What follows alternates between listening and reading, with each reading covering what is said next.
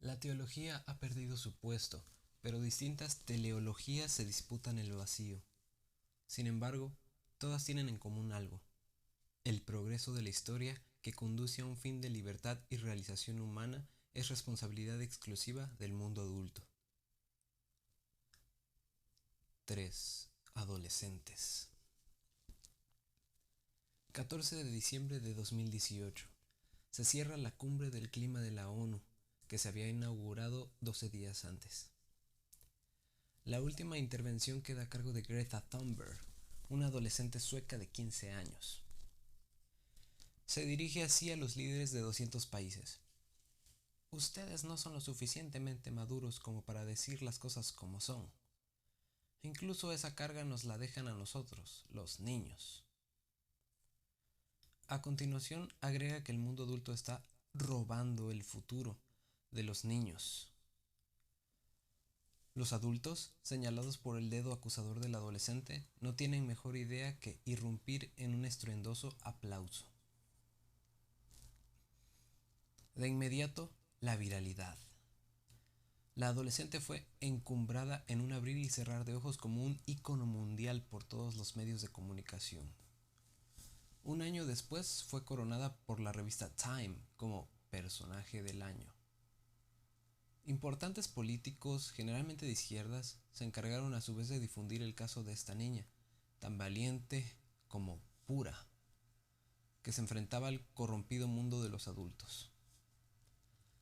Así, por ejemplo, Alexandria Ocasio-Cortez subía a sus redes un fragmento de la intervención de Thunberg. ¡Tienes que verlo! Lo mismo hacía Bernie Sanders. Esta activista de 15 años acaba de criticar a los líderes globales por su inacción global sobre el cambio climático. Y desde España, Íñigo Errejón, uno de los fundadores del partido Podemos, decía: Greta tiene 15 años, nos hace reflexionar sobre la urgencia de frenar el cambio climático y proteger el planeta en el que vivimos. A fines de septiembre de 2019, otra vez Greta reapareció en la Cumbre de Acción Climática de la ONU.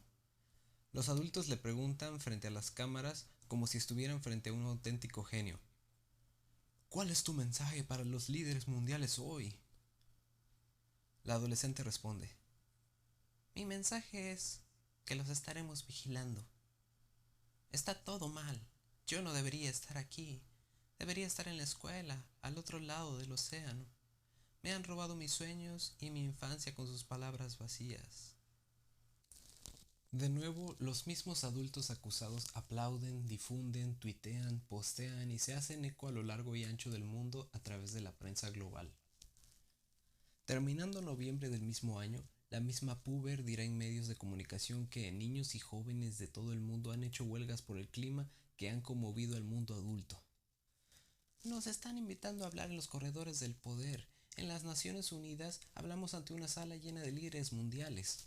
En el Foro Económico Mundial de Davos conocimos a primeros ministros, presidentes y hasta al Papa. El mundo adulto quiere escuchar a los púberes por fin. A poco se les ocurre pensar que, en rigor, los utilizan. Así pues, continúa Greta: la crisis climática no tiene que ver solo con el medio ambiente, sino que los sistemas coloniales, racistas y patriarcales de opresión la han creado y alimentado. Necesitamos desmantelarlos a todos. Ecologistas, racialistas, indigenistas y feministas se articulan en una misma ecuación, en la que los socialistas coagulan la operación hegemónica. Previsible. Basta de Marcuse. La nueva izquierda ha adoptado a una quinceañera como su más importante referente en el siglo XXI. La agenda colonialista global de Naciones Unidas no podría estar más encantada. El 14 de julio de 2021, Olivia Rodríguez, una cantante de pop de 18 años, es invitada a la Casa Blanca por Joe Biden y el Dr. Anthony Fauci. El propósito consiste en animar a las personas a vacunarse contra el COVID-19. El cálculo es evidente: las personas estarán más dispuestas a seguir los consejos de una adolescente famosa que a escuchar a gobernantes y científicos. Es importante tener conversaciones con amigos y familiares para animar a todas las comunidades a vacunarse, aleccionó Olivia, frente a autoridades del país más poderoso de Occidente. Seguidamente tomó los selfies de rigor y posó junto a un presidente de Estados Unidos, un hombre de 79 años que se esfuerza por hacer gestos juveniles colocándose lentes oscuros de una manera pretendidamente graciosa. Biden postea la sesión fotográfica en su Instagram y también sube un video en el que el adolescente dialoga con Fauci y le explica cosas tan relevantes como que es el Man Crush Monday. Man Crush Monday significa publicar los lunes en redes sociales una fotografía de un amor platónico. Estos ejemplos, tomados entre tantos otros que podrían citarse, son una radiografía de nuestros tiempos posmodernos. La adolescencia domina la forma y el contenido de nuestra cultura. La nuestra es una sociedad adolescente. La transición entre la niñez y la adultez que supone la adolescencia se congela en un estado permanente que todo lo engloba. Atrapados en una transición que no transita, que está detenida, vemos desaparecer paulatinamente las fronteras que dividían los universos diferenciados del adulto y el niño. Una parte de este fenómeno la vio venir en la década de 1980 el sociólogo norteamericano Neil Postman. Mientras escribe su La desaparición de la niñez, niñas de 12 y 13 años se encuentran entre las supermodelos mejor pagadas de Estados Unidos. Los crímenes cometidos por menores de edad aumentan exponencialmente. La industria de la ropa infantil adopta las modas de los adultos y las adecúa en escala. Los niños que aparecen en televisión se asemejan a adultos en miniatura, como en las pinturas medievales. La sexualización de la niñez se extiende sin cesar. Alcohol, drogas y tabaco abundan cada vez más entre niños y adolescentes. La farándula empieza a componerse de niños famosos que despiertan fanatismos entre las masas. La política desarrolla la idea de derechos del niño como un rechazo al control del adulto. Las diversiones y el humor se van indiferenciando progresivamente. Los lenguajes, las actitudes y los comportamientos se mezclan por doquier. Lo que mantenía separado el mundo adulto del de los niños era fundamentalmente la posesión de determinados conocimientos sobre la vida, sus secretos y misterios. De una manera bastante general, los grupos sociales se pueden definir a partir de la información que sus miembros comparten de forma exclusiva. Según la teoría de Postman, la imprenta ayudó a separar el mundo de la niñez del de la adultez, puesto que el acceso a los secretos estaba bloqueado por la adquisición de las habilidades lectoras que el colegio se esforzaba por enseñar. Los adultos tenían asegurado, por así decirlo, el monopolio de ese universo simbólico. Convertirse en adulto era el resultado de la adquisición, mayormente a través de la lectura, de ciertos conocimientos sobre la vida y las responsabilidades que ellos entrañan. Pero esto ha dejado de ser así. Los mundos vuelven a mezclarse gracias a las tecnologías electrónicas de comunicación, fundamentalmente gracias a la televisión. Su efecto consiste en diluir la diferencia entre ambos universos simbólicos. Cualquiera accede a la televisión, no se necesita ninguna habilidad para ello. Las capacidades analíticas y reflexivas se estropean. El tipo de discurso que ella maneja penetra lo mismo en adultos que en niños. A estos últimos, además, les revela los secretos de la vida adulta: violencia, sexo, adicciones, tragedias. Otros tantos misterios también son derribados por la pantalla. Ya no queda información reservada al mundo adulto, y por eso, concluye Postman, las fronteras que lo separan del mundo de la niñez se desmoronan. Sobrevienen tiempos de uniformidad, de homogeneización, de igualitarismo. Pero al final de su libro, Postman expresa su confianza en las novedosas tecnologías de la computación. La única tecnología que tiene la capacidad de preservar la niñez es la computadora. Para programar una computadora, uno necesita, en esencia, aprender un lenguaje. Esto significa que uno debe tener control sobre habilidades analíticas complejas similares a las requeridas para una persona completamente alfabetizada, para lo cual se necesita un entrenamiento especial. Este es el gran desacierto de Postman. Se le escapa la posibilidad de las interfaces gráficas que harán innecesaria la posesión de conocimientos de lenguajes informáticos. La computadora será muy pronto una especie de televisión interactiva que orienta al usuario mediante imágenes. Más importante todavía, con la llegada de Internet, el quiebre de la diferencia entre emisor y receptor hará de los niños y adolescentes productores de contenido, y ya no meros espectadores. Esa computadora, que para Postman representaría la conservación de la niñez, cuando se conecta a la red de redes da paso a la comunicación de masas como un ida y vuelta. Y la cacofonía digital termina de mezclar e indiferenciar el mundo adulto del mundo de la niñez. La televisión permitió la recepción indiferenciada de información. Internet permitirá, a su turno, la emisión indiferenciada. Aquella, a pesar de lo que cree Postman, mantiene todavía un privilegio para el mundo adulto: la producción de contenido. Los niños pueden mirar televisión e incluso aparecer en ella, pero no diseñan la programación, no establecen el guión, no digitan ninguna estrategia comunicacional. En cambio, en el mundo digital, emisión y recepción se confunden. Los niños ingresan al mundo de la comunicación de masas muchas veces como productores de contenido. Lo que queda tras la consumación de este proceso es la síntesis, el adolescente. Etapa de transición entre la niñez y la adultez. Ni una cosa ni la otra. Desarrollo inconcluso, a veces más parecido al niño, a veces más al adulto. El adolescente contiene en sí a su tesis y a su antítesis, en un equilibrio ahora petrificado que desde hace ya algún tiempo no va a ningún lado. Así, fue un error pensar que los niños se parecían cada vez más a los adultos. A lo que se parecen cada vez más es a los adolescentes. De la misma manera, también fue un error pensar que los adultos habían sido sustraídos por un proceso de infantilización, a lo que aspiran en lo que de todas maneras constituye un claro proceso de regresión es a la adolescencia. En algunos países han empezado a denominar esto último juvenismo.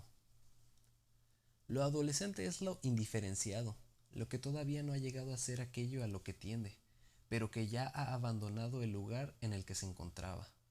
La inestabilidad se expresa en la voz, en los cambios corporales todavía a mitad de camino, en las recurrentes crisis de sentido y de personalidad, en el vello aún desprolijo y discontinuo, en los tambaleos del andar y el escaso control sobre sí.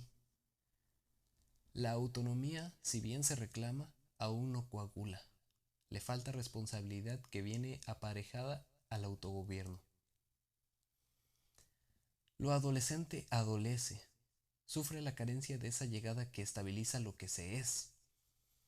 Es en este sentido en el que los niños y adultos ingresan en la lógica adolescente, adoleciendo de maneras distintas del lugar que la ya vieja modernidad les había asignado, e incorporándose al reino de la indiferenciación, la inestabilidad y la discontinuidad.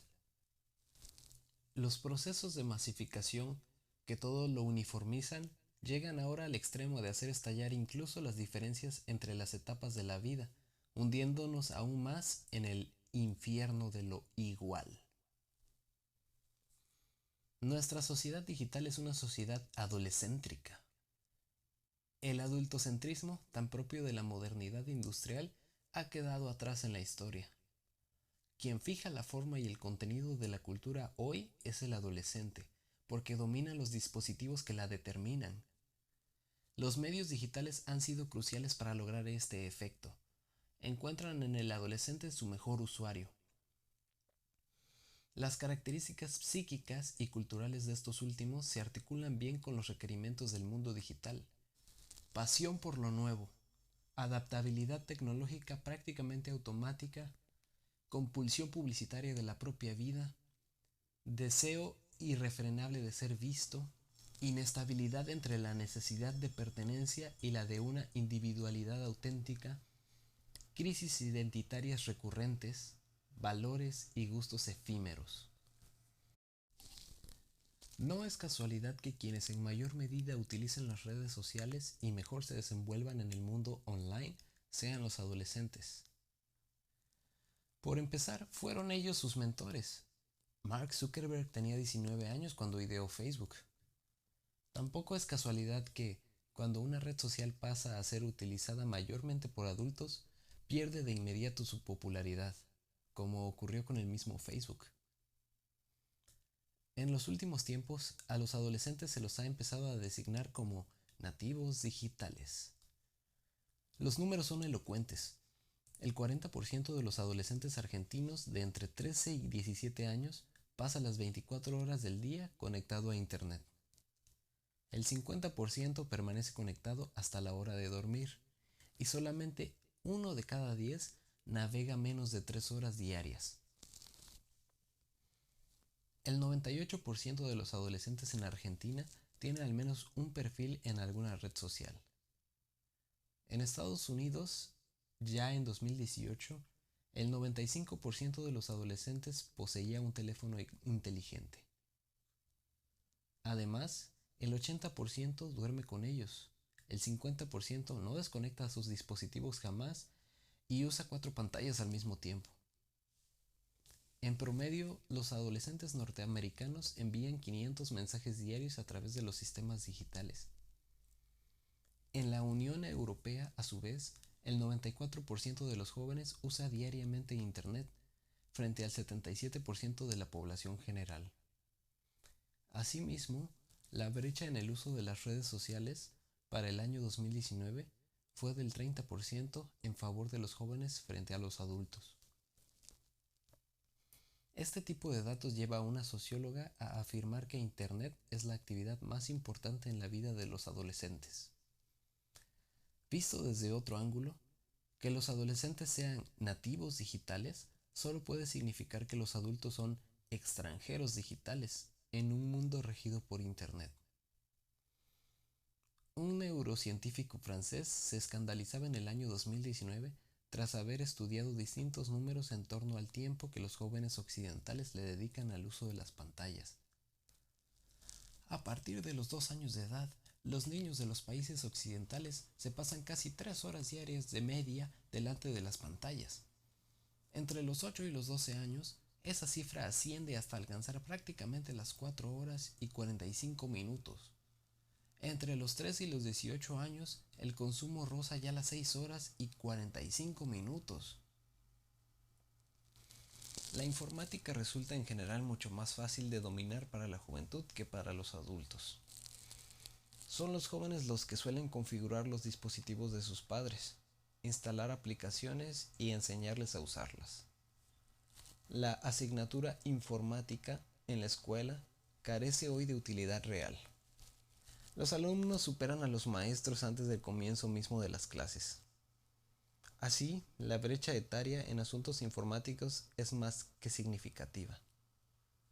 En la Unión Europea, por ejemplo, el 81% de los jóvenes de entre 16 y 29 años informaron que alguna vez habían realizado tareas informáticas básicas, como copiar o mover un archivo o una carpeta. Los adultos estuvieron 20 puntos por debajo de aquel porcentaje. Además, los jóvenes duplicaron porcentualmente a los adultos en lo que concierne al conocimiento y uso de lenguajes de programación, por no abundar en otras actividades como comprar y vender productos en línea. En nuestro mundo postindustrial, basado en la economía digital, Internet trasciende el mero campo de la diversión y el ocio. Internet se convierte en el fundamento mismo del sistema social. Penetra la economía, la política y la cultura. Trabajamos, compramos, vendemos, producimos, invertimos, comunicamos, asistimos a eventos artísticos, musicales y teatrales, leemos libros, diarios y revistas, hacemos campañas políticas y trámites estatales desde el mundo online. Estas dimensiones, económica, política y cultural, ya no pueden ser consideradas al margen de las tecnologías digitales, y esa es la prueba más clara de la índole estructural de Internet para nuestro mundo. Pero en las redes sociales en particular y en Internet en general, lo que sobresale es la vida adolescente. Ellos dominan la red, la cultura y con ella la política y la economía, absorben sus representaciones, sus lenguajes y sus prácticas. Si el mundo online determina en una medida más que significativa hoy la cultura, el adolescente más que nadie determina hoy el contenido del mundo online.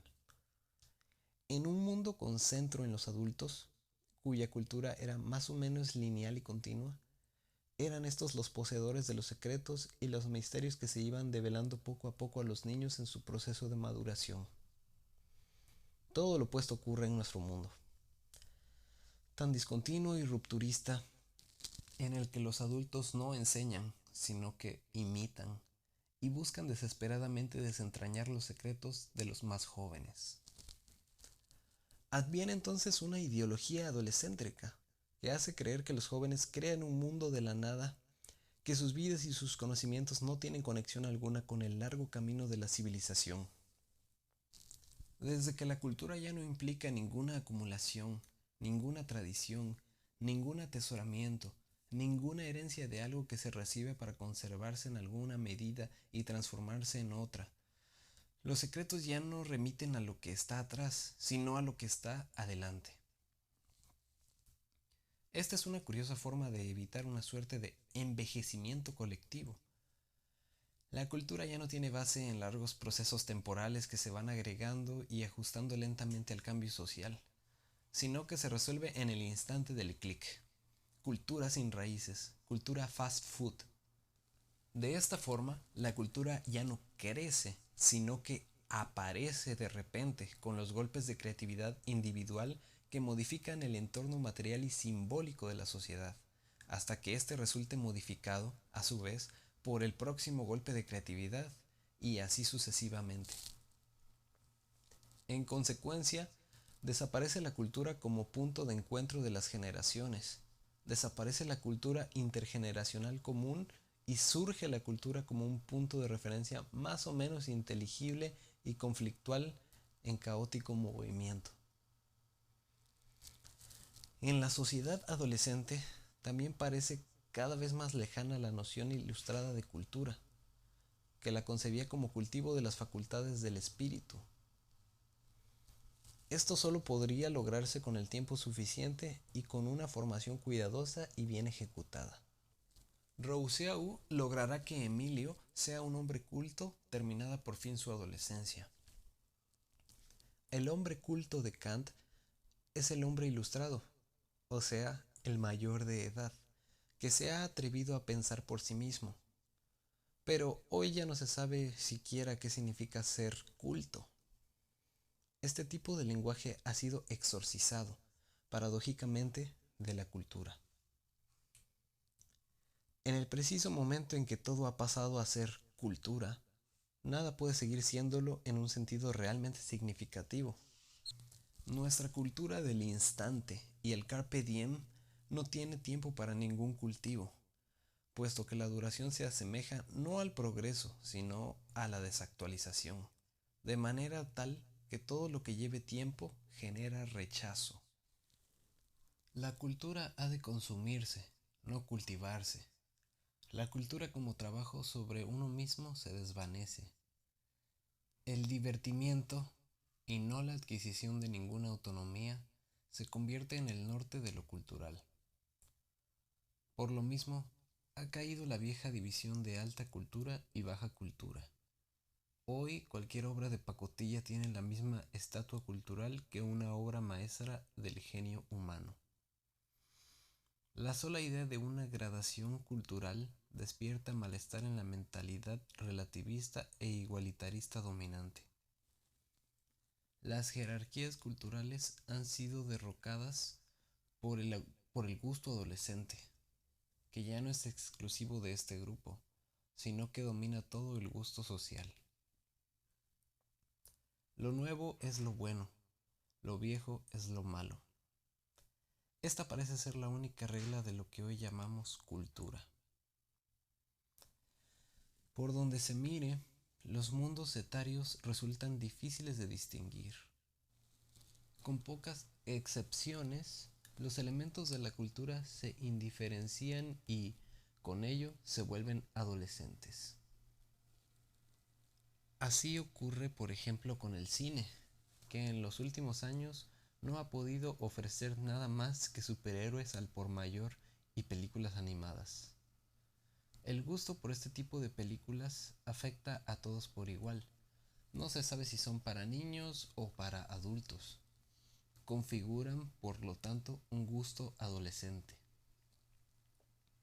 Lo mismo ocurre con la música, que ya no es capaz de distinguir edades.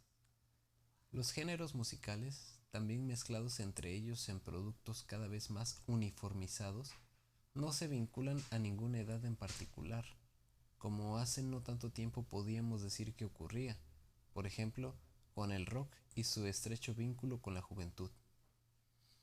La televisión, por su parte, ya no muestra ningún interés por lo que antes se llamaba horario de protección al menor. Sus mismas publicidades presentan contenidos que hace algunos años solo se podrían haber emitido a partir de determinada hora de la noche. Incluso los canales para niños deciden hablar a su audiencia de temas como la transexualidad, la homosexualidad, el feminismo y otros tópicos de esta índole. También nuestra cultura material se ha indiferenciado. Las vestimentas ya resultan indistinguibles, puesto que niños y adultos se visten como adolescentes. Silicon Valley y sus gurúes ilustran cómo nada este estilo que reniega de los trajes y las corbatas. Asimismo, el acceso a determinados objetos tecnológicos, que hasta hace no mucho estaba reservado al mundo adulto, hoy también corresponde a cualquier edad. Celulares, tabletas, computadoras, laptops, estos juguetes de adultos, hoy son también, contra lo que suponía Postman, juguetes para los niños, que aprovechan en ellos distintas aplicaciones interactivas, el uso de redes sociales y juegos varios. Al mismo tiempo, los videojuegos, asociados al mundo de los jóvenes hasta hace no mucho, hoy trascienden esos marcos etarios y se convierten en una actividad laboral no solo para sus productores, sino también para sus usuarios. Tal es el caso de los juegos NTF, en los que trabajan jugando cientos de miles de adultos. Rollers, tablas de surf, tablas de skate, wakeboards y snowboards. Ha dejado de ser raro, hace algunos años ya, ver a adultos deslizándose en estos artefactos del deporte extremo, otrora exclusivo de los jóvenes. Es como si casi lo único que realmente separara estos mundos fuera la posesión de medios económicos de la que habitualmente gozan los adultos para acceder a estos juguetes. Si en el mundo adultocéntrico había que esforzarse para superar las carencias que lo detenían a uno en la minoría de edad, en el mundo adolescéntrico, al contrario, el adulto representa carencias por doquier. Carencia de flexibilidad, carencia de creatividad, carencia de originalidad, carencia de adaptabilidad, carencia de habilidades tecnológicas, carencia de onda, carencia de tiempo, carencia de energía, carencia de vitalidad.